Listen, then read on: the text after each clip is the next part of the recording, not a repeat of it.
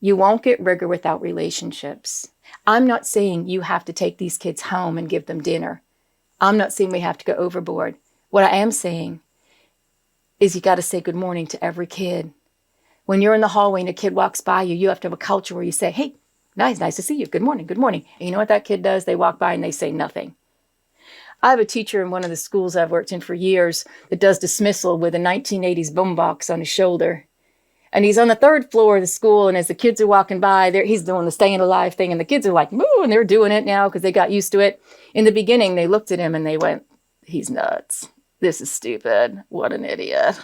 And they just made faces at him. And you know what he did? He kept doing it. He kept doing it.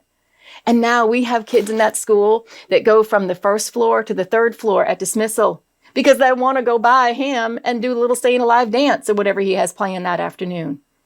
That's a culture.